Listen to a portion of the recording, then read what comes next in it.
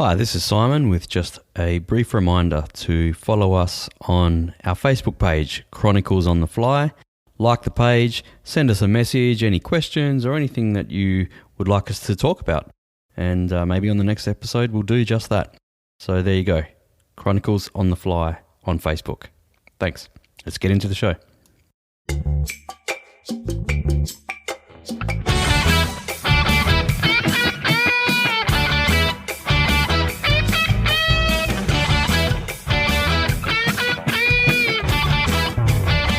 And it's the Chronicles on the Fly podcast. This is Simon and Mel. How you going, all?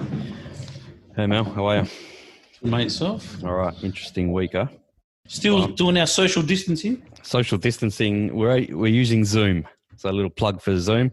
Like they haven't had enough plugs in the past week or two. Oh, absolutely. I've got to admit, it is a really, really good piece of software. It is, Zoom. Very impressed. It is. Not bad Very, for free, very, too. very impressed. Very impressed with Zoom. I think it's provides a much clearer, makes your voice sound clearer than what Skype does. Yeah, I don't like Skype much. I haven't used that for a long time. All right, so we're not in lockdown, but I think everyone's pretty much given into the fact that it's going to be happening in the next, I don't know, by the end of the weekend. 48 hours or 48 hours. Or maybe, do you reckon if the Australian government does lock us in our homes, like fucking Goldfish in a tank, that it'll be done like on a weekend? Because businesses will probably need a 24-hour notice to organise themselves, wouldn't they? Yeah. I'll need notice. I need to grab all my files and all my computers, all my laptops, and take them home. Because you got to get ready. You got to sort out your remote working and all that type of thing. I mean, it's pretty easy for me. I grab a laptop and go between home and office, and I'm pretty well set up easily. But I mean, software-wise, like everything we do everything on the computer anyway. But it's more the files. So if I've got my clients got to bring home all their files, look at their previous stuff and stuff like that. Well, that's bloody interesting, right? Because look, your office, you got files from the floor to the ceiling. People's right. Yes. So is there a case for going fully into the cloud, if you know what I mean? Like, well, I don't know. Does that mean everything's got to be scanned in and all that kind of thing? Yeah. How would that look for you guys? No, I think it's the future. I think it's inevitable. It's going to happen eventually. But right now, everything we got to get signed. You see, so yes, I was actually talking with my mortgage broker during the week, and maybe a little bit more on that afterwards. But we were talking about using, having to sign documents and things like that when you're working remotely. The social distancing and physical distancing, whatever you want to call it. So he started to use Adobe. I don't know, whatever it's called. The electronic signature. Yeah, electronic signatures, yeah. So there's that option. You guys could do that. I don't know what it costs, but you could do that. True, but I don't know if the government will accept that, so we'll see.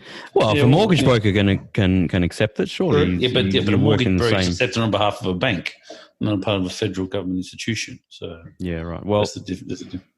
Shit's got to change then, eh? Well, I think it's inevitable. It probably will change. I mean, we're still probably traditionally old school and a lot more paper-based than what I think we should be, personally. That's just my father, the way he operates. The good old family Joey business. There. Yeah. Family business, he's still set back in 1976. And not quite. Come on. All right, okay, I'll give him credit. 1988, that's where he's based in, So he always talks about the old days, it was so much better in the old days. And when I was working at the bank and we used to do, we never had any problems and we used to do it all manually. And, computers created all this problem and paperwork. Yeah. Well, I've moved my business to, everything backed up to the cloud. It constantly syncs basically. So I use Microsoft OneDrive. I get per account, I get 1 terabyte of storage. I mean, that's more than enough for my whole web design and digital marketing business. Easy. And that's fantastic. So if my computer was to absolutely just die, I can go and get my wife's laptop and start working pretty much. Oh, yeah. I mean, like we got unfortunately our software is registered to the computer that we use, which is still like archaic in a way. But I don't think the cloud software yet for tax accounting is as good as what our computer-based software is at the moment. Okay. Eventually it will come through, but we back up to a cloud drive. But in saying that, without your computer and the registration of that software, it makes things a little bit hard. So you've got to take the computer home. I get that. So I use, software, that is more, free, I suppose, open source or whatever you want to call it. So I can just log into my accounts from wherever I am. And so that's the beauty of that. I also use, as well as OneDrive, I use Google Drive to set up. Google Drive's pretty good. Yeah, that's good because you can share like a project folder with my clients. Yes. So they get access to be able to, when I create designs, for example, I put it in the folder and they're notified that there's, something to look at and approve or give me feedback on. They can upload their content, whether that's images, text, documents, whatever. So that's great for that kind of thing. You can set permissions. And it syncs well with your phone as well. The Google Drive. Yeah, it does. To be honest, I'm always on my laptop, so I don't really need to use it on my phone. But like the backup for my photos always backs up to my Google Drive. Oh, yeah. It's fantastic. So I think people need to just get with the technology these days. Yes, true. But some people are stuck in their way. And this whole moving with technology, when the government, I don't know if people know that if you had a business of 5 more people, you had to register for a thing called software called single touch payroll. Yeah. So it's a government's way of keeping you in line with technology. So Big Brother's watching you. So when you do your pay run, it automatically goes to the ATO. Yeah. They're cancelling the AusKey thing now, aren't they? The ATO. Yesterday was the last day actually for the AusKey. So now what's replacing that? Well, it's called MyGov ID. Can you believe it? Oh, so everything's gone to MyGov. Yeah. Okay. No. It's not nothing to do with MyGov. That's normal people think of MyGov. Ah. Okay. They just called it MyGov ID. Well, they really thought that one through, didn't they? Well done. No, please don't even get me started. We had this discussion we had an ATO forum and we said, which Einstein in the whole government bureaucracy they thought to name it MyGov ID, right, which people are going to think is the same as MyGov. Why didn't they call it My ATO ID? Why didn't they just call it My ID or whatever? No, MyGov ID. But it's nothing to do with MyGov. Okay. Yes. But this is purely an ATO identification thing. Yes. So people, if you want to log on to your ATO portal and stuff like that, you'd have to set up a MyGov ID, which is nothing to do with MyGov. But you log into, when I log into my ATO account, that's linked to my MyGov I'm talking account. about your business, your business side of things. So. Very confusing. Yes. Yeah, it's very confusing. So we're just trying to work out which Einstein did do that, and they were like baffled, like really. It's probably not as confusing as that AusKey thing because I set up that AusKey thing on my computer. Mate, that was all over the place. It was all over. But at least with the AusKey, but the problem with the AusKey was you had to use that computer to get that information, whereas now I can get the information any computer. Yeah, but is that good or bad? I mean, you've got to still log into, and that should be secure. Especially if it should be enforced like 2-factor authorization. So you get SMS on your phone, and you've got it, and then with a code, and then you've got to enter the code. That's the way it should be enforced. That's the way the new system is. But right, there you go. Like now. But what happens now with MyGov ID is that obviously the government knows that you're on your phone to connect, so it's all about tracking. So they know all the details of who's logged in, to look at what clients. So it's quite, it's another government control. That's what, government control. Okay, well, look, last week we talked about some conspiracy theories. Yes, we did. Now, because of a podcast that I had listened to about conspiracy theories to do with the coronavirus and that kind of thing. So, like we were saying last week, that was the theory was that it was all done on purpose, spread on purpose, to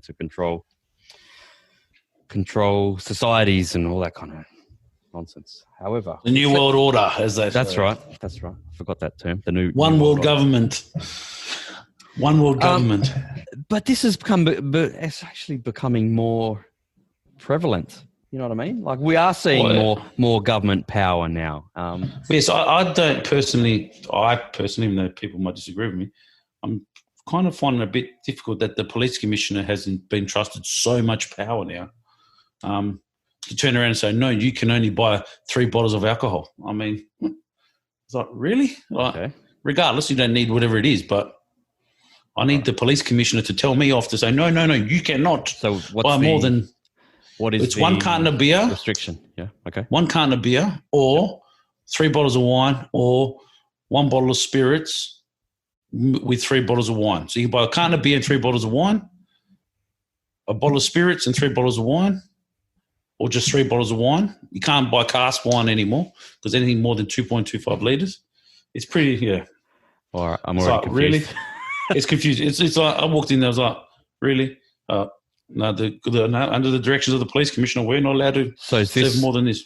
The WA police commissioner has brought these rules in, or it's not a nationwide ruling? No, this is just WA under our premier and police commissioner. Okay, so the police commissioner can't just make up rules. He's got to get that, get the tick off. It's been delegated under power section 71 of the Emergency Services Act. Okay, so that means Emergency Management Services Act. Yeah, fucking hell. I want to slap myself by even considering agreeing with those guys on that podcast. But what they were saying was, this is making everywhere a police state. That's a police state. Yeah. Here it says under Section 71 of the Emergency Management Act, it says powers to police to direct closure of places and concerning movement and evacuation. Right. For the purpose of an emergency management during an emergency situation or state of emergency, a police officer may direct the owner, occupier, or the person in charge of any place or business, worship, or entertainment in the emergency area to close that place or public for the period of specified direction. Okay. Now, this is when WA has how many cases of coronavirus? Well, I can tell you exactly on that one. Where are you looking on this one? I've got coronavirus map, and we'll have... Oh, that map that you showed me. Yep. Yeah. So total in Australia, let's have a look here. Australia. West Australia's had 2 deaths. Is that right? Only 2? 2 deaths, yes it has. Yep. So... And out of how many cases? Oh, hang on. Australia, let's have a look here. Confirmed, 231 cases. You're right. 2 deaths, 1 recovered. Okay. Active, 228. Yeah, I'm looking at the same screen as you. So 228 active cases, and we're getting this semi-police state enforced on us. Correct. Sorry, but I don't know about that. I mean, I know that, Australians are notorious for, for pissing it up and whatever. Okay, but we haven't had any cases of this. Is there any need to restrict that type of thing? Or is it just to make sure that people aren't clearing out shelves in bottle-os like they were doing toilet paper in shops? What? So a state like New South Wales, which has got more deaths than what we have, they're different, are they? Have they implemented any? No. Only West Australia. Only West Australia is implemented. They have booze restrictions, but not to the level we have. Yeah, they're allowed 3 cartons of beer. It was a dozen bottles of wine. Just All right. Well, what it means is people are just going to go do more trips to different shops. So instead of social distancing, it's like you might spend half an hour on a trip to the bottle shop to get your stuff, or you'll spend longer outside of your house because you're going to more shops. Yeah. Yep. Correct. I don't know. This stuff is just not thought through. Some things I just don't. Yeah. But just on that, government, grabbing extra powers and, being authoritarian, saying, they haven't locked us indoors yet, but, restricting people from going to certain places and, all this kind of stuff, right?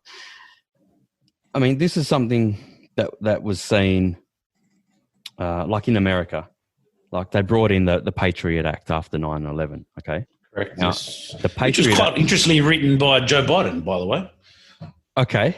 And I was also, I didn't realize that, but I was going to add. In the late 90s, it was written by Joe Biden. I was going to say that was created before 9/11 and they were just looking for a reason to put it in. Okay. Correct. And it was supposed to be a lot of temporary measures on restrictions of movement, and that kind of thing. But have any of those powers that they seized then ever been given back? Never. Negative, right? Never. Okay. So now you've got at airports in America, what do they call that organization that, they do all this, the checking and TSA. The TSA, right? how many cases have you seen on the internet of people just being harassed? You know, children even patted down and touched up and all kind of they actually. shocking stuff. I've been to America a couple of times. TSA, man, when they frisk you, they frisk you. Okay, they frisk you.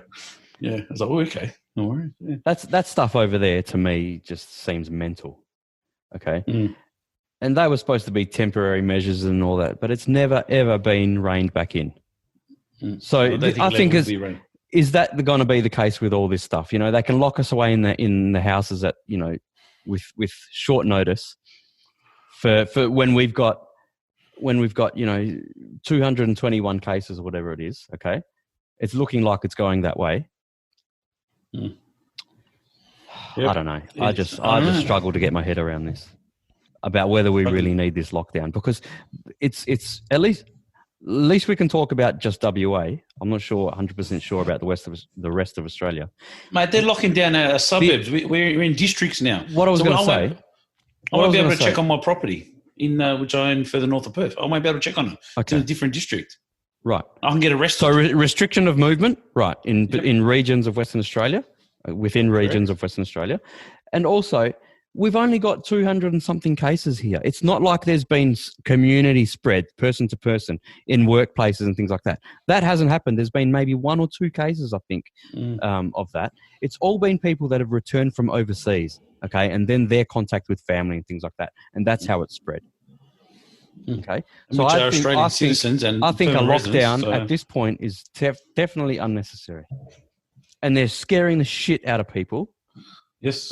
And one thing I've noticed is that I've been to the shops a number of times just to get the essential stuff for the family. I've seen people wearing face masks, okay?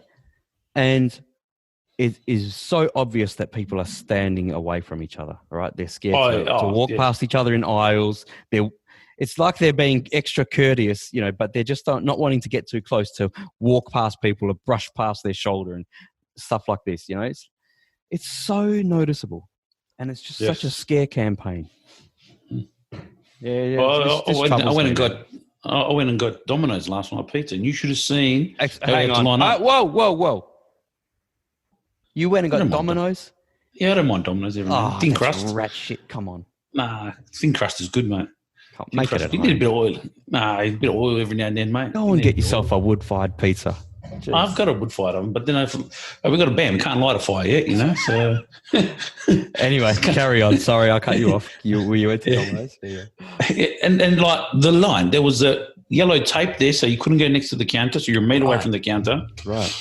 And there was a shop there, and I only allowed one person in per into the shop, and then we had to stand like everyone's standing like 2 or 3 minutes apart. And so, oh my god, I'm just getting a pizza. I just got to pick it up. I don't even have to wait there. I just need to go pick it up because I've already ordered and paid for it. Mel, to lock people away and make people comply, the government doesn't have to do nothing, man, because people cage themselves, right?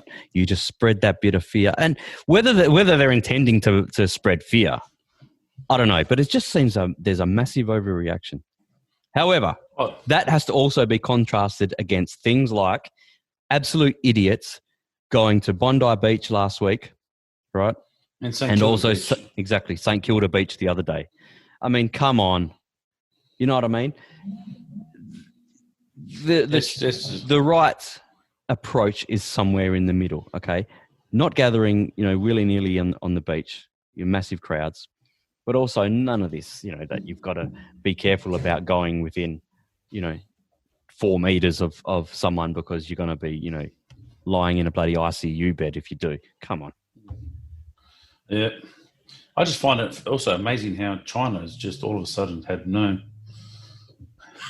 USA has actually overtaken them in the amount of cases. So the US is the epicenter now. But do you believe, come on, you've been to China. Do you believe the reports of statistics coming out of China? Officially, yes, of course I do. But remember last week, not a chance in hell. I reckon they're miles away from what they really are. On Four Corners, a couple of weeks back. No, it was about a month back. They did a report about the coronavirus in Wuhan. Okay, China were locking people up in their apartment, like whole apartment blocks. If there was if there were known sick people in there, they were welding shut the front door of apartment blocks so that nobody could get in or out. Yep. People were just left to die, right? Or either that, or they were dragging people out to isolate them, who knows where. Some people were never heard of again. Man. Yes. Come on, man. That is one messed up country. Well, I just find it fascinating that Shanghai, a population of 24.8 million people, has a total of 5 deaths. Oh, yeah, right. Oh, actually, that's what I was going to say. What I mentioned last week was the mobile phones, remember? Yes, I think I said the figure that, something like 10 million mobile phone accounts had been switched off. Other people since then, I've actually heard other people in the media talk about it, and the figure was 20 million. So who knows? Again, truth is probably somewhere in the middle. But also, I think a lot of areas have also recently switched to 5G as well. So that could be a factor, right? Maybe some phones weren't 5G compliant. So I don't know. Maybe the council was switched because of that. Who knows? But I'm sure that there's a factor of coronavirus deaths being unreported within those figures. It's got to be. Have to be. Yeah, I mean, I've been there enough, and I can tell you now, I can almost guarantee you that there'd be a lot more than the 3,177 deaths that they quoted in Hubei province. Yeah, that's just, again, my opinion. Yeah, and I reckon Spain's going to have a big of an issue too. There's talk about Spain overtaking Italy in terms of numbers. I think they're on their way. They're going. Italy had yesterday, which we are recording on Saturday morning, the 28th of March. So yesterday, Friday, Italy had its highest number of deaths, 919. So, man, that doesn't look like it's slowing over there yet. That's scary. Yes. I mean, so having said that about, not needing to lock us down, that type of thing, I mean, they do also talk about it, potentially growing exponentially, and it just gets way out of hand. However, it's hard to see that happening here. You know what I mean? But they have already got people distancing themselves physically. I mean, I haven't come in contact with any other human apart from my family for well over a week. And I think that's the case with 90% of people out in the community. Everyone's staying well away from each other. I just can't see the need that we're going to need a lockdown here. I think New South Wales and maybe Victoria and Queensland have got much more of an issue than we do. Yes, and they've got the boat issue, haven't they? With all the boats. Where are you talking about? Well, that's what the Ruby Princess was, the boat that caused. Oh, that was the one in Sydney Harbour, yeah. In Sydney, yeah. It was a bit silly. What's happened with that? Is that still docked there? What's the story? I'm not sure, but that was a pretty silly move by the Chief Medical Officer of New South Wales to let him off the board, off the ship. No, I think it was the New South Wales Health Minister's call, from what I've read. Yep. I won't name him, but he's a dickhead. And he should have handed in his resignation, but he hasn't. Yeah, but apparently now the police commissioner's got control of that again. Okay. So the police have taken over authoritative control of that. So the health minister should have said, no, those people are not getting off. Only people who need treatment or whatever, So yes, I think you have to have human compassion. So that's another thing. I don't know if Twitter and just the internet in general can be a sewer at the best of times, but with the boat off Fremantle type of thing, and people are just screaming for those passengers to not be allowed off and that type of thing, even if they're ill. Right, whether it's just a general illness, that's just ridiculous, or whether it's or whether they've got COVID-19. Okay, regardless of what they've got, you've got to let them off because you've got to treat them. You just got to do it in a humane and careful manner. They've got to be treated. They've got to get off that boat. I don't care whether they're Australian citizens or not. 100%. That's part of the doctor's oath. I mean, I believe it was section. Isn't it a maritime duty as well? Yeah, it's a human rights convention, isn't it? Yeah. I believe it's under the AMA's code of conduct as well. Yeah. To be honest, but I think some people have been taken off that boat and taken to like Joondalup Health Campus. Yeah. If I remember the story correctly. And people were whinging about that online. Yeah, well, they should leave them on the boat. Come on. Well, the AMA, the Australian Medical Association, point 462 of their actual code of conduct states provide care impartially without discrimination on the basis of age, disease or disability, creed, religion, ethnic origin, gender, nationality, political affiliation, race, sexual orientation, criminal history, social standing, or any other similar criteria. Right. Now, everyone's been going on about Mark McGowan has been brilliant. Okay, he deserves some credit for the things that he's done, whatever. But he also deserves some. Well, what's the opposite of credit? Discredit. Discredit. Debit. It's criticism. Okay, because didn't he say those people are not getting off that boat? All right, he's basically dictated. But in the end, I'm sure some people have gotten off that boat, but. Yeah, just to say that it was just wrong. I mean, especially when you see that there's 30,000 Australians are travelling around the world that are stranded at the moment, can't get back in. There's 3,000 Australians stuck on boats around the world right now on cruise ships. Now, there you go. How would the Australian media, the Australian government, or the Australian public react to, hypothetically, let's roll reverse, Germany not leaving or providing medical support to an Australian citizen because they're scared of COVID-19 getting into their country? There would be an uproar. There would be an uproar. Some of these people don't have. So just like vice versa, boys, we got to take care. Look, at the end of the day, they're humans, Some of these people don't have communications or any regular communications, at least with their families. So their families back here. Not knowing what the hell's going on, how they're being treated. I read a report that they're not being fed well on these boats where they're stuck and things like that. Well, they can't get supplies. Some of these people are elderly people. Imagine if like your elderly parent is on one of these boats that just docked off, on one of these ports. You can't get in contact with them. Oh my God! What a nightmare of a situation. But I would be freaking out. But even people go, but the people should have gone on the boats. You got to understand, some of these cruises go for 6 months. Some people go for a whole year at a time. Just keep going. It was 180-day cruises and stuff like that. I was like, well, 180 days ago, there was no COVID-19. Yeah. So these people are stuck on a boat. It wasn't their fault. At the time, there was no crisis. Does it make? You can't just jump on a plane in the middle of the middle of the Atlantic Ocean. You ever been on a cruise? No, I haven't. Does it make I was actually planning on going one last year, but no, not anymore. To be honest, I was never really a fan of being on a cruise because I don't like being confined spaces. I've always been a bit skeptical of them. Not that skeptical. I just don't like being on confined spaces. Yeah, and so that's just maybe a short one, maybe a week-long one. But hey, in that week, anything can happen. So, I don't know. I'd rather go, on a nice European holiday or. I'd like America, Asia, anywhere. But I'd like to go on a cruise to say I've done it, but it's not on my high bucket list of things to do or places to see, or holidays to. Just talking about lockdowns, I just saw a report this morning that France is extending theirs for another 2 weeks. So I'm not sure how long they've already been on already, but another 2 weeks. Imagine that, like you're locked down in your apartment, because in Europe they live on top of each other. Very rarely have houses like we do. But you're thinking, all right, we're coming to the end, beautiful, and then bang, 2 weeks. Stay longer. Don't worry about going back to your job. You've lost your job, no income. Money, no income, man. Far out. That's another thing.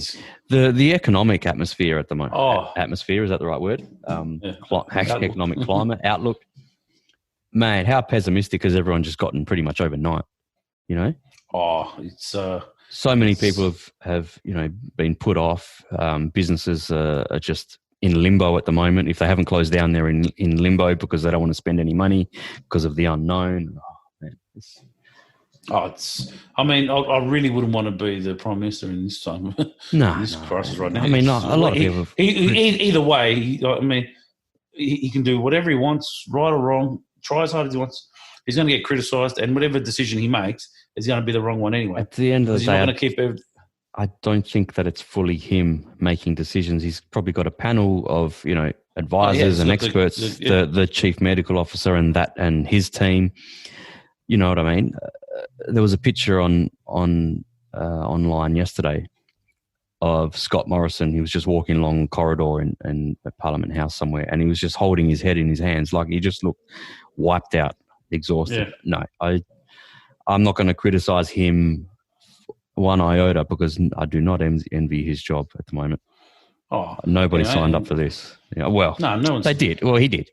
He did, but no, correct that. He did sign up for this, but no one could foresee this. Yeah. Well, you have a look at the history of prime ministers. Who's had to deal with two crises like this in 3 months? He's been forced to act sort of like a wartime prime minister, you could say. You know what I mean? This is incredible. The media, I think, should largely hang its head in shame for the way they've treated Scott Morrison. What I find frustrating, every time he does a press conference, the narrative from the media is always, it's confusing. Fucking work it out. You know what I mean? Shit's confusing because it changes every 5 minutes. So that's why it's confusing. The other thing it's not his fault. Mate, these are all adults too. You know what I mean? Take a little, use some brain, use some initiative. Do some reporting and report properly, so that the plebs out there aren't barracking against him so much. You know what I mean? I don't know. But you're like, at the end of the day, no matter whether you're of Labor voter or a Liberal voter or One Nation, whatever, you should all come together. It's at the end of the day. To be honest, it's a national crisis. I have not really considered party politics. I don't think that's just gone out the window. You know what I mean? Like, I know we just criticised McGowan there briefly, but I also think that he's done a great job in other ways as well. Same with Scott Morrison. Yeah, I think that he's probably been slow to react on some things, but the thing is, everything's in hindsight. You know, so everyone's got every decision, and the way the politicians have reacted and been reactive or proactive. There's pros and cons in the way everyone's. And that's what I was saying before. This. No matter what he does, he's going to get criticised. We're too slow, we're too reactive. I mean, the AMA, the president of the AMA has just been brutal every time he talks about it, right? Now, it's like, hang on a minute. Like, he's not just talking about he's got people who've lost their jobs, lost their livelihoods. He's got an economy to run. It's going to collapse. There's a million things to sort out. It's not just one sector he's got to worry about. Exactly. And I think it is very unhelpful, whether it's people in media, people in healthcare even, or just general average citizens calling, lock it down. Everyone's got to be locked down. Like I said, look at the cases versus the size of the population. Okay. And like versus economic activity, which will be shut down and livelihoods lost overnight with the strike of a pen. Right? That's right. It's already happened. We've already seen it. Okay. How far do you want that to go? And I was listening to a doctor by the name of Dr. Joe Kostarich. You ever heard of him? Oh, you sent me the link, and I still haven't. Yeah, I was listening to him, and it's interesting what he talks about. He goes, you find that it's all the people that are quick to make judgment are people whose job security is going to be there, as in doctors, nurses, health professionals, teachers, politicians, bureaucrats. Because whether it's now or whether it's in 6 months or whether it's 9 months or 12 months, they're going to have a job. Yeah. The problem is going to be your cafe owner, your little retail shop owner, your tradesman, all these people. What are they going to do? You can't now, like I was saying, the supply chain as well. Like the cafe owner will have someone who supplies cakes to that person. Well, that person who supplies cakes to the cafe is not going to have a job either. Now, the supply chain, bang, bang, bang, this is going to destroy. Now, your cases of, and he made a very good point, he goes, your case of depression, suicide and mental health is going to so far outweigh the other problem. And he goes, there's no statistic on how many people committed suicide. Yeah. Because directly or indirectly because of this situation, yeah. Because of this situation. He goes, it's well and fine for everyone to the government's not doing enough and there's not enough hospital beds and they need more funding. Mate, yeah, okay, we get it. But your situation down the track is going to be tenfold bigger. Yeah. I think the community spread versus, or lack of so far, versus the potential damage that it can do to lives for, God, the next decade, you know? Like this makes the GFC look like a walk in the park. Everything's been put on, you know, the national credit card, and who's going to pay for that? Well, unfortunately, I think it's not going to be my daughter. It'll be my grandkids. And maybe my great-grandkids are going to pay for this. Exactly right. This is going to be no different than the debt that the British just paid off for the World War One. And it's the same thing. British? Yeah. Just paid off their World War One debts. Oh, apparently it wasn't even that long ago. I think I'm pretty sure it was the British. Don't quote me on it, but that's what I heard, yeah. Or was it Germany's reparations or something like that? Oh, whatever it was. It was a World War One debts. I'm pretty sure. I'll find out where it was. Okay. When it got paid off, it was like took years, you know, to pay off, you know. The other thing I was going to bring up with you and see what your thoughts about this. Here we go. Here we go. Sorry, mate. Okay, yeah, go ahead. Sorry. It says here, 218 in 2014. They paid back the last 218 million pounds of the $2 billion debt that incurred during the war from the public in 1917. There you go. Hang on. They had a $2 billion debt. In 1917, mind you. All right. So if you had inflation, that's a hell of a lot of money. You know? But is that including interest and $2 billion? They should just pay it off in one go. Come on. And on the 3rd of October 2010, Germany paid off all of its debt from World War One, and it 269 billion marks, or around 96,000 tons of gold. Who was the debt to? I don't know. Just reading this article. All right. Yeah. All right. Anyway, what I was gonna talk about was, you know how like in Italy and in Spain and these other countries, they've been in lockdown, all right, locked in their apartments and that, and they've been doing all this singing and stuff like that. You know, like I think it's 6 o'clock every night. They go out in the balconies and they sing and now they've started this initiative that they do this clapping for healthcare workers, right? Applauding for healthcare workers, and that's all right in a way, but it's like, I don't know. I'm a little bit unsure about how to word this, but to me it seems like it's akin to the kind of patriotism and nationalism, I suppose you could even call it, that, you know, you see it in sports in America. Okay, so you know when they have their playoff series in America, there's always the national anthem. It's the national anthem in the drop of a hat, it seems, in America. Yeah. But the national anthem, they've got this full field-size national American flag, you know, on the pitch, on, you know, whether it's a baseball pitch or football fields. You know, the Air Force does flyovers, and there's military parades, and this is before before kickoff of the game or the first pitch. You know, is of baseball games is thrown out by military people.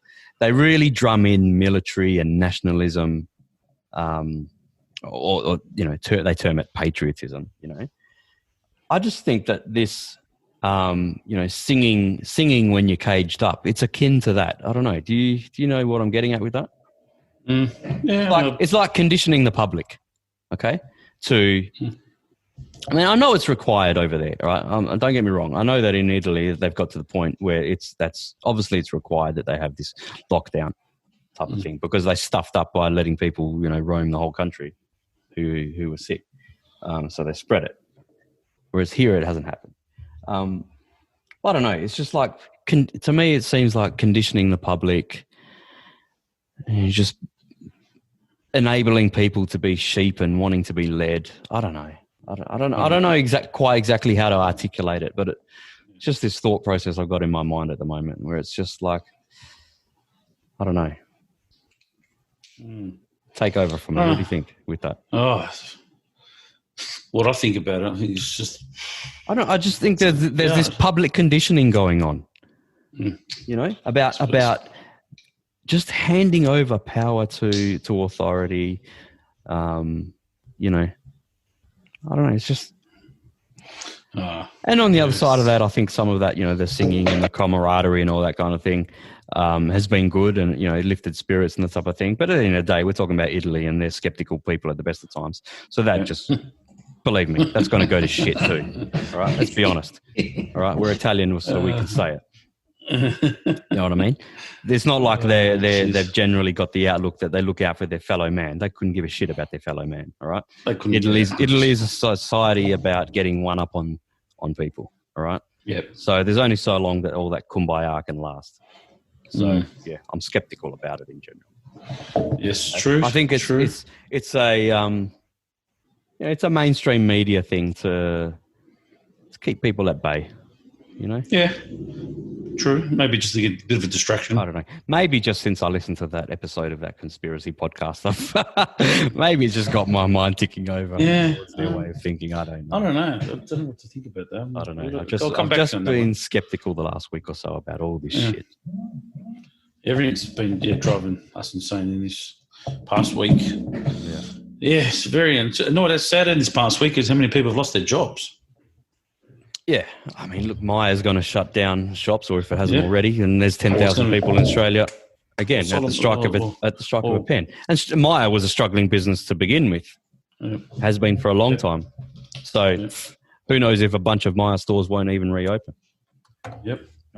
Look at Solomon Lou there, and his business. What are the Premier Investments? Premier Investment. They own Smiggles, I think it was one of them. Yeah. They had, what else they have? They had Smiggles, Just Jeans. Just Jeans was teetering on shutting down not long ago either as well, weren't they? Didn't they just get saved at the last minute for something? So how did they got? Just Jeans, Portman's, Dottie, Peter Alexander, right? JJ's, and Jackie E. Okay, all my favourite shops. Well, maybe your wife likes them. And believe me, your daughter will love Smiggles soon. I can tell you that, mate. Is that a kid's store? Oh yeah. I was wondering what it was because I actually no, it's not a kid's store. It's not a kid's store. It's a stationery store. Stationery for kids. Oh, okay. Yeah, you wait. You'll know all about it soon. Mark my words. Mark my words. Give your daughter a year or two. Smiggle. From the ages of about 4 to I reckon maybe 10. Down Smiggles. And then when they get a bit older than that, then I'll hit the Typo. Another one. Okay. AFL has, and the NRL has finally shut its doors. And the A-League as well. Oh, the A-League do it. Of course they would all have to do it. But apparently A-League was a little bit more difficult because they had to wait for FIFA to do something. So it wasn't as straightforward as everyone's going, what's taking them so long? So did you watch any of the AFL first round last week? To be honest, no, I didn't because timing was not the best. So. I saw bits and pieces, but I was watching the Eagles game on TV, and I think at 3/4 time I took my daughter to the park. Yeah. It just didn't feel like a game to me. Yeah, it felt like some pre-season kick around. Match. Yeah. I couldn't. Yeah. I don't know. I couldn't get into it. So we went. What's going to be interesting? What's going to happen now with these player cuts? And look, I don't normally agree with Caroline Wilson, but she was 100% right. She goes, the players have been a bit selfish. So what's the deal that they come up with? It was 75% or something. Half. 70. No, there was something for 2 months. I don't know. Maybe we should do more research before we do a podcast. Yeah.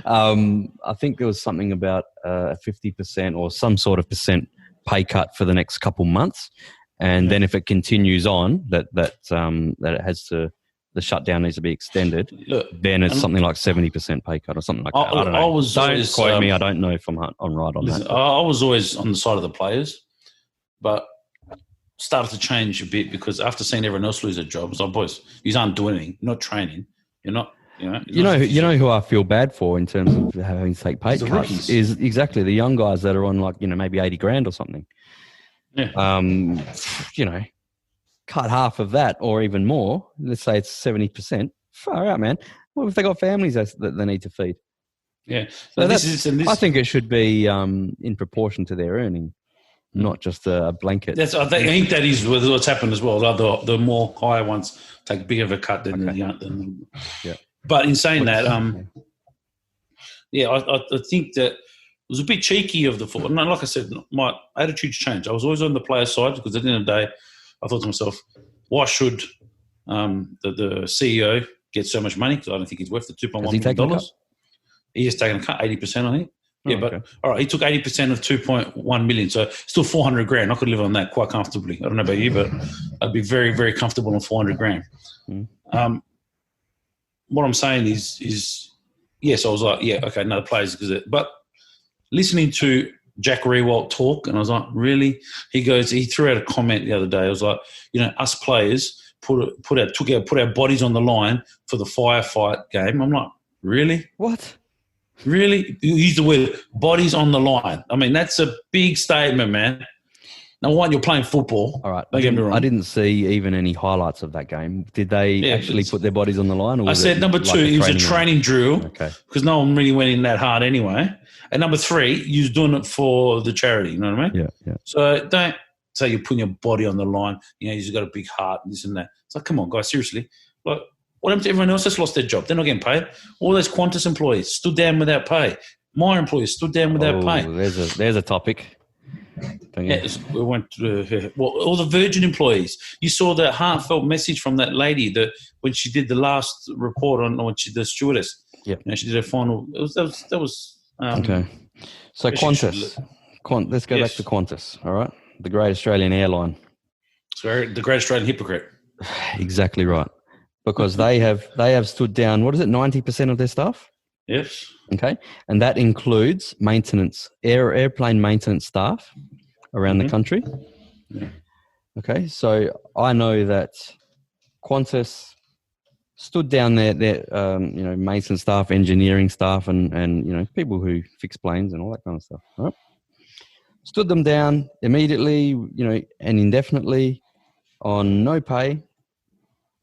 And then they went and got money off the government, I believe, and flew two A380s to somewhere in the United States to get serviced. Disgusting. How is that possible? All right. And apparently that's against the law to do that, because if there's work to be done in Australia, it has to be done in Australia. So that's disgraceful. And that is 100% on what's his name? The CEO, the Irish guy? Alan Joyce. What a hypocrite bastard. Hypocrite if ever. Like, now, go ahead. Yeah. No, apparently he's not taking his wage for the rest of the year's time, because my heart's bleeding for him, because last year he only took home $23.8 million. So considering he's not taking home for the rest of the year, he would have been paid for what, 3 months? So he would have made a cool $6 million. Again, my heart is bleeding for him. Poor guy. Yeah. That's disgusting, and what a big gesture you've done. Yeah. So there's staff members that have been with Qantas for probably since out of high school or all their working lives. Yeah. And just immediately stood down without pay indefinitely. And then you go and stab them in the back by doing that with those A380s. That's a disgrace. He should lose his job over that.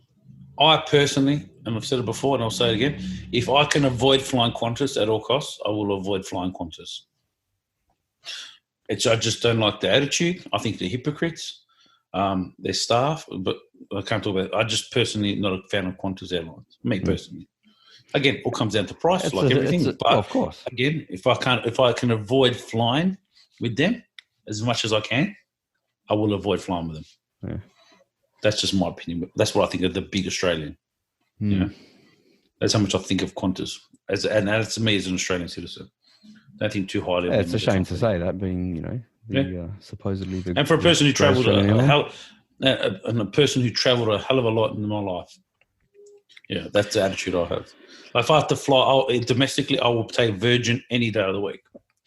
Any day of the week. Yeah, I've always mainly flown Virgin domestically, and I've been happy with them.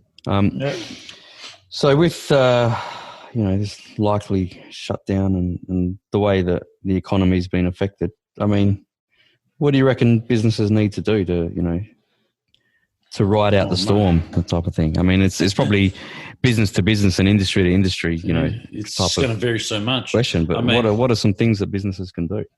Oh, I mean, It's right now, even us as accountants, we're in limbo. What do you do? What do you advise your client? What to do, what not to do? It's just so hard because everyone varies so much because everyone's situation is so much. I mean, some people, the older people who've got a house paid off, are in a lot better situation than a young family with a massive mortgage. Yeah. So again, the advice you give each client is completely different. Yeah. Well, just on personal mortgages. I mean, I mentioned my mortgage broker at the start of the podcast episode.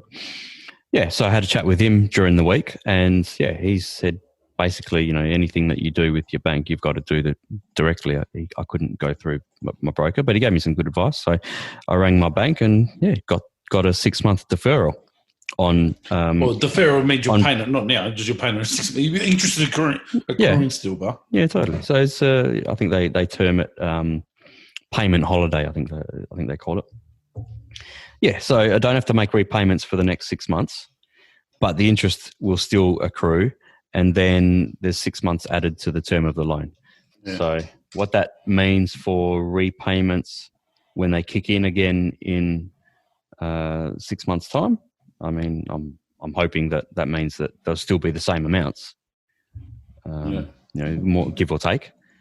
But if it depends, if you can afford it. If you can afford to pay your bank to keep paying, keep paying. It's smarter because at the end of the day, it's going to probably add, whatever X $1,000 to the total repayments of that loan. I mean, I can always sell the property and type of thing. But if you're going to see out the term of that loan, you're going to pay let's say it's $10,000 more over the life of that loan in interest. That's but at the end of the day, everyone's got to think short term at this point because I don't know what's going to happen in terms of being able to capture new business for new projects for my business because I rely on my clients and my clients' industries and it's just such a flow-on effect. But in terms of business loans have been, I think, relaxed as well for a certain time. I mean, I think the banks aren't going to be brutal because number one, they can't be brutal. Yeah. Because of the Royal Commission. This is a good time for them to shine. Say, look how good we are to the community. So for them, it's come across, and look, they can sustain a little bit of a hit. I mean, not that.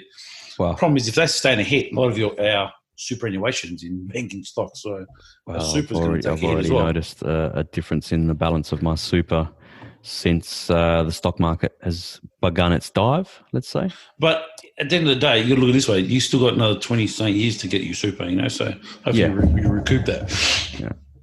I mean, there's also the option of being able to, I think this financial year take $10,000 and next financial year take another $10,000 from your super balance. Hardship provisions would be need to. I'm hoping not to have to do that. That's for sure. I wouldn't, because I don't want to be touching that until it's needed. Well, but then again, maybe it's better in my bank account rather than sitting in the investment that it's in and Well, to be eligible, you have to be either one, unemployed, two, eligible to receive a job seeker payment, youth allowance or something like that, right. Or on or after January 1st, you're made redundant and all your working materials were asked by 20% or more. And they're the three. Can a sole trader make themselves redundant? Well, you just have to prove that your business, right, has been suspended and there's a reduction in your turnover by 20 or more %. Yeah, a little bit hard. I'm in the middle of some website projects at the moment, so probably don't qualify. Yeah, you probably might not qualify, but that's what you have to do. Anyway, it's not something that I've looked into yet. And right now, just go tell everyone to keep ploughing. That's it. That's it. And look, that's another thing that we can talk about for what businesses can do. And we touched on it last week in terms of your marketing. Now, some businesses cash flow crap, right? No cash flow whatsoever. Everything's just ground to a halt. But where you've got, I think it's majority of businesses. Okay, and that's a shame, man, because you got to plan for the future, And maybe it's but maybe it's a kick in the ass for some businesses when they get going again to start thinking more long term rather than short term. I suppose keeping some cash reserves. And look, what can you do if you've a business that has some cash that can be spent on some sort of marketing? Is it wise to continue marketing if there's a slowdown of sorts, right? Mm-hmm. And I think yes. And I know I'm biased because I do digital marketing, but I think that's the place to be, right? Because if you're going to market anywhere, you've got to be online. Okay, you're not going to be putting TV ads or radio ads and being sucked into $60,000 commitments over a certain amount of months, like whatever the contracts that are that they lock you into in that kind of media. Online, do it yourself or find someone professional to do that type of thing. But you don't have to be spending $5,000 a month on this type of thing. Get your Facebook posts going. Think about doing videos. Just bloody hell, get a selfie stick or just hold the phone in front of your face and shoot a video talking about how things are going in your industry and your business. And people just need to get creative. Do Facebook lives, do Instagram lives, Instagram posts, Facebook posts, come up with content, just keep things ticking over. Facebook ads, even if it's spending $5 a day behind a Facebook ad, just to keep your businesses in front of eyeballs. That's what you've got to do, because so many of people's competitors are not going to do that. But if you're doing that on the back end of the downturn, because it's not a financial downturn, right, per se, it's a health enforced downturn. Okay, so the fundamentals are all still there. So when business picks back up again, it's going to pick up like there's no tomorrow. It's surely got to go bonkers, right? Yep. And if you're still keeping front and center of mind of people because you're in front of their eyeballs, whether it's Facebook ads or the other message, you get a newsletter going, send out to your list. Hopefully you've started a list. If not, start one now. Start a newsletter database. Get MailChimp. Just send out a weekly message about how things are going, projects you've done in the past, or whatever. There's so much. Yep. There's so many things that businesses can do. You've just got to think outside the square, and if you're not spending time on client projects, whatever they might be, spend some time working on your business. That's what everyone. Yep. Here you, mate. Get your website refreshed. Get some better messaging. Change. What I've said to builders, that are some of my clients, is you're unlikely to get new home builds signed up. But what if you can do some small stuff in the DIY market, the renovation market? Okay, just small jobs, keep things ticking over. And to do that, you've got to get your messaging right. So change the messaging on your website, change the messaging on your social media. You've got to be flexible. You've got to be able to pivot. You've got to innovate. You've got to iterate. I mean, this is the kind of entrepreneurial mindset that people have got to have at this point. And this is the time in history, I think, when people have got to have that mindset. It's interesting. What's going to innovate? What I believe is going to happen with everyone working from home. It's going to be a massive change in how business operate. Because they're going to make people work from home. Because you know why? They'll save on rent. They'll save rent. Exactly. They'll save money. Because, save on computer equipment, because people can use their own laptop or computer. Internet. Webcam. Internet. Oh, mate. This is... Have to pay for someone's parking bay. This is so obvious. And you know what?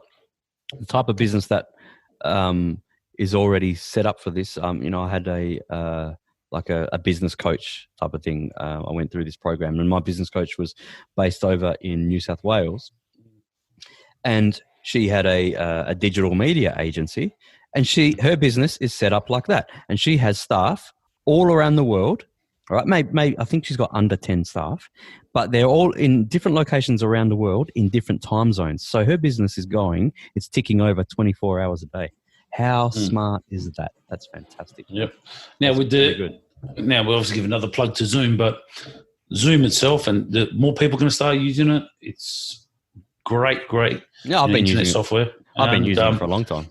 You watch the growth in Zoom. I wish I had stocks in that company. I mean, there's not just Zoom. There's one called Cisco WebEx, I think it's called, and they're offering at the moment for their Pro plan.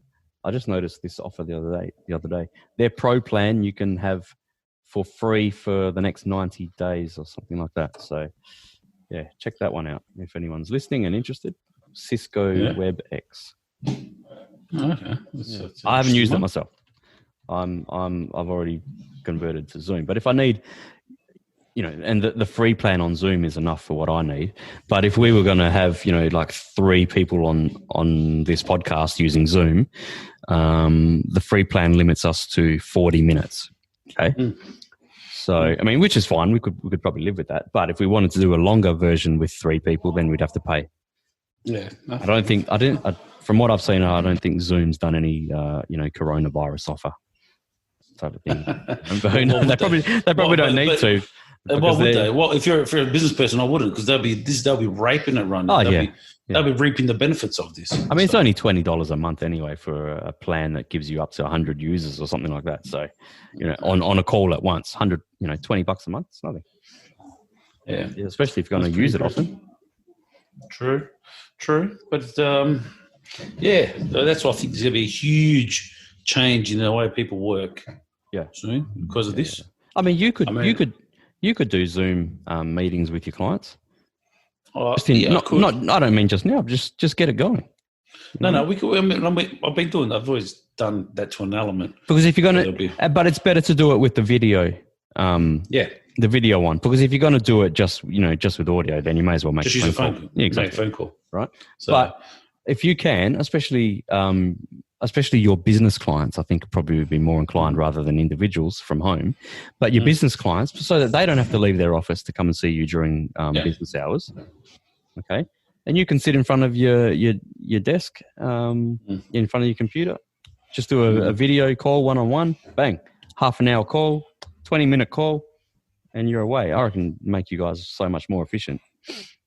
Yeah, we've discussed that as well. We were looking at it, but I saw a lot of clients, my clientele. It's not going to be for everyone. It's not going to be for everyone, and they'll be for a very, very small minority of my clientele. My clientele, a lot of my clientele are still the paper bag with receipts that come to you as really, no, really. I hope you're charging for all that time. Well, sometimes you do, sometimes you don't. Someone was like, "Oh my gosh!" We call them the shoebox client because they come with the shoebox. So they come and you've got to categorize all their expenses, all expenses, and I can't believe accountants still do that, man. No, they don't. Well, that's really that's a bookkeeper's job, to be honest with you. Yeah, right. Yeah. But sometimes you just got to help out, some clientele. I had one the other day. If you actually it wasn't even a shoebox; it was bigger than that. I don't know what type of box it was. It was huge. I was like, oh my God. I said, mate, this client's going to get a bill for this one. There's way too many receipts. And the thing was, they must have had receipts for years and years and years just piled in there. So you got to go through it. You got to check each date. You can't even just put them in a pile. Yeah. That's a few receipt. You do my tax return, and we don't even have to see each other apart from when I have to sign something, maybe. But again, like we were talking about before, maybe that can even change. But, we just email each other everything. Yeah. But that's what's the name? That's one. That's what's happening. I think now that's fewer clients are doing all that. A lot of clients are doing whether they use Xero or MyOb or something like that now. Which they give us the login, we get all the information we need. Yeah. Process from there. Yeah. So that's just the way the evolution of our industry as such. This is happening. So but it's interesting. A lot of things that the business needs to think of, and like we were talking about before, using cloud for backing up things, so that you go home and you've got access to everything if you need. So it's just. And you find that a lot more people will want to work from home because they get to pick up the kids from school, or they'll work it out. And if they don't do the job, they won't get paid. Which you find that be a lot more businesses moving towards a work at home, as in on a piecework. Well, you know what? When I was working in IT, I could have spent more than half of my week at home working from home. Because a lot of times I was writing up a document, some sort of requirements document or whatever boring nonsense they had me doing. I didn't have to be there because I was just sitting in my little cubicle. Oh God. I feel ill thinking back at those days. Sitting just typing away on my computer in my little cubicle. Why did I have to waste time? Half an hour commute in the morning, half an hour commute in the evening. I could have just sat in my boxer shorts in my office at home and worked and probably been more efficient. Yeah. Less distractions. Back then when I didn't have kids. It's hard now with kids to work from home, I gotta say. Yeah. But obviously when they start school, it might be something I'll consider doing much more often. But yeah, but you just need your. I would have had much less distractions, and I would just probably, the other thing is you miss the banter and the chat around the water cooler type of thing in the kitchen. And you do which miss you the need, social interaction. But at the end of the day, social interaction. Yeah, the social interaction. However, that's not what you're getting paid for. True. And I think that businesses that do send their workforce more and more remote, they need to have social check-ins as well on a weekly basis. Okay, so there needs to be, and you got to be paid for it because it's your time. But I think that it's very important to do, like, let's say it's a Friday morning. You'll spend an hour of just getting everyone on a call, a Zoom call. Everyone's everyone's on Zoom. There might be 10 people, 20 people even. Just get everyone together, have a meeting, but it's not about work. All right. Yeah. Just, like we're doing now, shoot the shit. Yeah. Right. Talk about whatever, socialize, because even if it's in a virtual way, because you've got to have that human to human contact as well. You can't take that out 100%, because if you do, then you'll definitely get people that slack off. You've got to have, even throughout the week, you've got to be checking in with people that are working remotely. Oh yeah, you have to, because then you want to make sure you get value for your money. You got to get, as a business, you've got to get value for your money, but you just got to make sure that your staff are not switching off. Otherwise it becomes all about a paycheck. And at the end of the day, when you're doing a job when it's just all about getting paid on a fortnightly basis, and you've got no buy-in, you're not buying into to the vision, let's call it, of the business. That's when you lose. That's when you lose people, when you get turnover, and just costs the business more. Yeah. And I've seen it from places I've worked where there's just been poor management, very poor management. I've been managed poorly, and I've seen people be managed poorly, and just poor management in general. And they like to use all the fluff terms and the big terms, the business speak and everything, and it just turns people off even more. Oh yes, there's some good old business speak, isn't there? What they love to do in these big corporates is send out like the annual survey. It's supposedly anonymous, but don't worry, they can narrow it down. That's for sure. That's why you put fake demographics when because they narrow it down, to your age, your department. Of course, they can work out who's answering what. So, I would lie about the demographic side of it, but then I'd go to town on the management that needed to be told. You know what I mean? Because you don't have the opportunity to have frank one-on-one discussions, because you get seen as a troublemaker in these places. Man, I hated. Not always. I didn't always hate working in corporate environments, but it got to the point where I was like, I dreaded getting out of bed.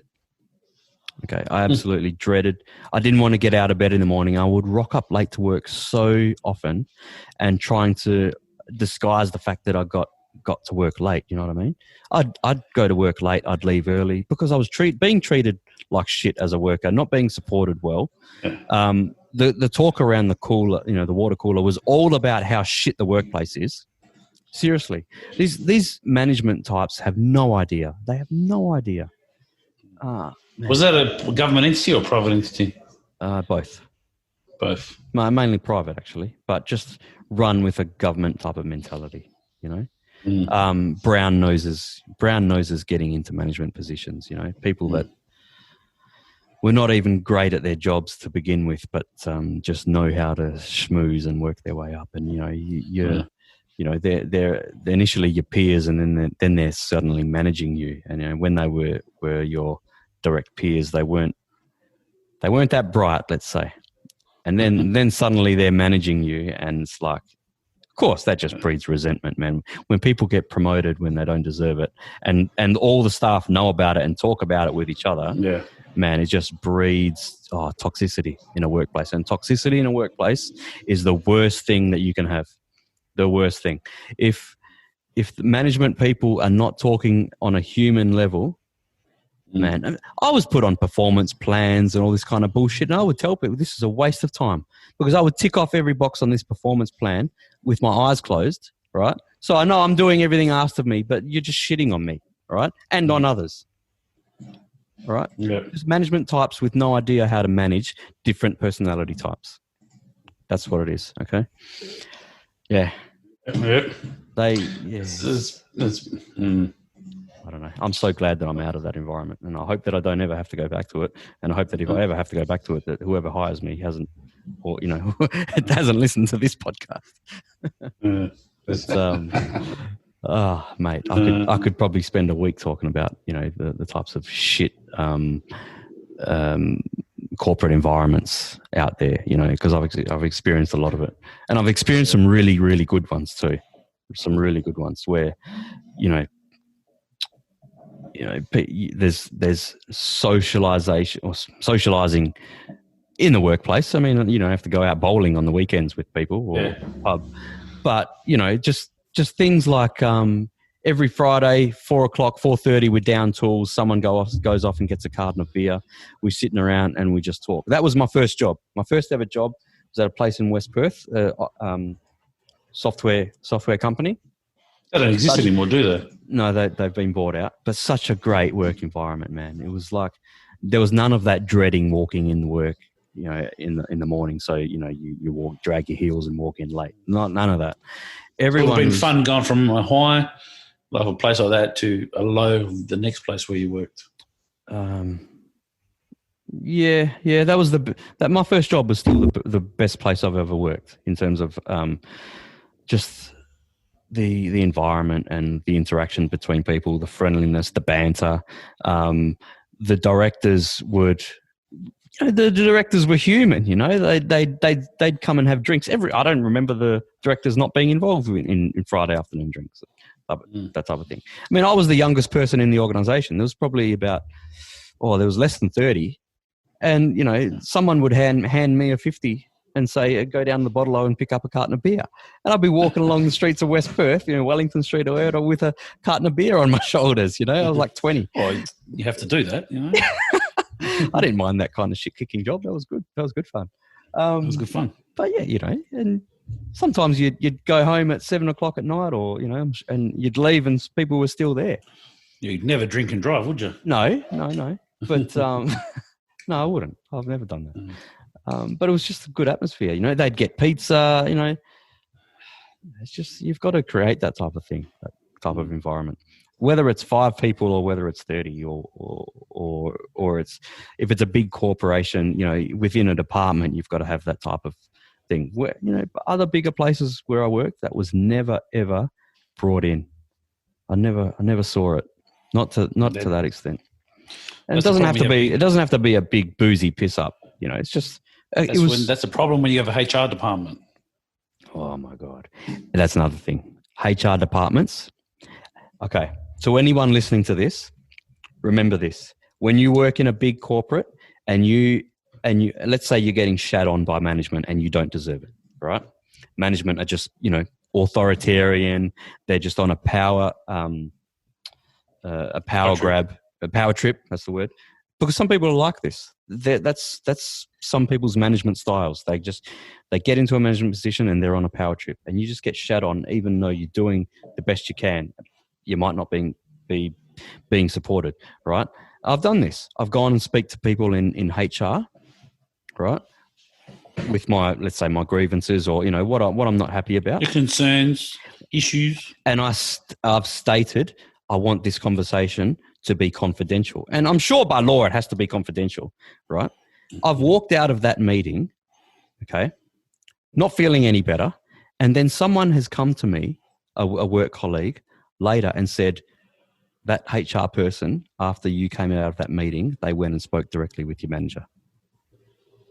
So I know that they went behind my back, right? Not that they went and spoke to my manager to, try to smooth out whatever situation was going on. No, they went to snipe behind my back. HR is not on your side. Never, ever trust HR departments, man. No. Yeah. Unfortunately, never had to deal with HR departments. I don't think I'd like them too much. It's working in a big corporate environment is, it can be a drain on your mental health, man. Big time. I don't know. I don't think I've ever been. That's a big topic to talk about, mental health coming up, especially in the next 6 months. Well, I was going to say, I don't think I've ever been prone to depression. I've never had depression, but at that particular place where I was at, man, it's probably the closest I've ever come to it. I mean, I was never like,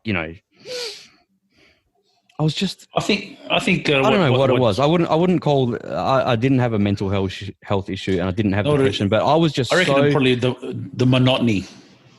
Yeah, I don't know. I was just unhappy. In out. Yeah.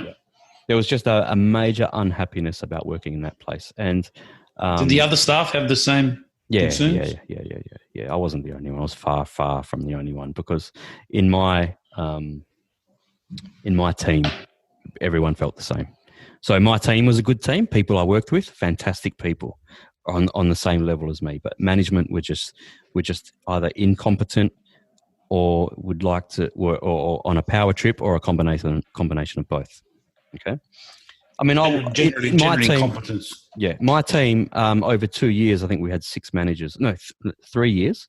We had 6 different managers. They were just swapping people in and out. They didn't know what they were doing. So that's an average of 6 months per person, per manager, right? It was just such a debacle. It was such a debacle. That's a sign. That's also a sign that's there's obviously issues. They were, combining the teams, then separating them. It was just such a cock up.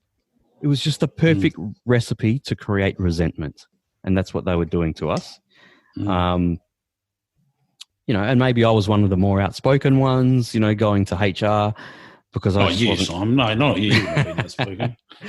And in the end, it worked against me. They turfed me out. They gave me the golden handshake, which was great, mate. The best day of working in that place was when they gave me a redundancy. I was doing cartwheels out the door. I was so elated. All right. It was the best. It was perfect. I was so happy about it. Yeah. Yeah. Nah, I'm hearing you. Yeah. But just going back to my other colleagues that, I used to call people that were on my level the foot soldiers. we were the foot soldiers, right? The shit kickers. And we're qualified and people with degrees in working in IT, and just being treated like shit. But we would always talk amongst each other, and we were all on the same page about how disgruntled we were with the work environment. But we all had each other's backs in my team. I know that there was no one that would go behind anyone's back or anything like that, because we were all in the same. Boat. Well, you are probably all experiencing the same feelings, same concerns, same emotions. Absolutely, the same. 100%. But at the end of the day, job security was an issue at the time. Nobody wanted to, put their head above the parapet and get shot in the eyes. And I think I remember which place that was. Yeah. I won't look. It's I can't say your name, but I do recall. But it was a very large organisation, and it's nothing to do. Look, I don't blame the organisation. You know what? It is an organisational thing. No, it starts with the CEO. It's a cultural issue that's come from stem from the top. But the funny thing is in that place, Mel, is that it wasn't every department within the organisation, because I was hearing things from other departments, like marketing, for example. People were happy as Larry, mate. People were loving their jobs, and I was scratching my head. Maybe it was just IT that it was just a downer. My experience, IT, I know a few people with IT, and they all have the same issue. IT managers are very unique people. Is the oldest one. And you can't. How do you mean? They're very, very power trippy. I can speak for one of my clients who know very, very well, and he had an issue. Like the organisation, again, I won't mention his name, very affluent organisation, and the issues he had with his superior manager was incredible. Yeah, everyone else was happy as Larry in their business. Just that department, he was like a cancer, you know. And the thing itself is, well, this particular person only lasted 3 or 4 years at this job, and when he left, they went through 4 blokes in like 6 months. What does that tell you? Yeah. It tells you there's an issue with your management structure. You know, you like the CEOs of the corporation should have said, okay, there's obviously an issue here. We cannot be losing blokes like this all the time. No, I totally agree. Yeah, okay, yeah, don't get me wrong. There's people that are not going to last, they're not going to work. But if you start losing 4 people in 6 months, there's obviously not an issue with, you know, there's obviously an issue with the person who's managing them. Yeah, yeah. Well, when so this place, when they made me redundant, I wasn't the only one. I think there were 2 others at the time, but there had been people previous to that. So, you know, it was something that we'd seen coming, and I was hoping for it, you know, because I didn't want to just quit. You know, I wanted to get redundant and walk away with some money. And luckily that happened. And then after me, I heard that other people had left, whether they'd been, I don't know, given redundancies or just left off their own accord. I'm not sure. But yeah, as far as I know, it's a completely different landscape there now. Like the workforce is quite different from what I've heard. Better in nature from what you I don't know. I've got no idea about the culture, whether that's changed, but just a lot of good people have left. A lot of good workers have left. That's a shame. Yeah, definitely. Because a lot of you're only as good as the staff. So yeah, I mean, there was a very big disconnect between the IT department and the CEO. The CEO would come around, I don't know, once a year, twice a year. You might see him. Yeah, but like I was saying to you before, the CEO in the IT department. The IT department. I believe, in my opinion, again, don't quote me. I think it's seen as a non-essential, just a service that's part of the company. IT department. It's not a money making. It's not a money making. It's not a money making department. It's an expense department. Yes, true. And it was always fighting. So it's not seen as someone. It's always fighting to get its own recognition. It was always fighting to get projects out of the rest of the departments within the organisation. Okay. So you're answering that's what I'm saying. Yeah. So if you look at every company's got a major IT department, they always got the same sort of issue, right?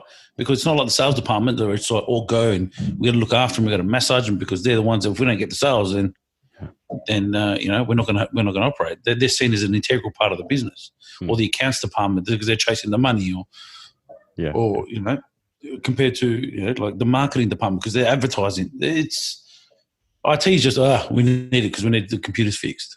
Yeah, and then it's like, what do you mean? We've got all these computers. I mean, we've got all these laptops, all these monitors, and that's only one side of IT. You know, but the infrastructure side. Infrastructure. I'm talking in general. Like, why do we have to go spend all this money on cabling? And that's all I've seen. Like talking to people and in the industry itself, it's always seen as it's not a revenue generating department.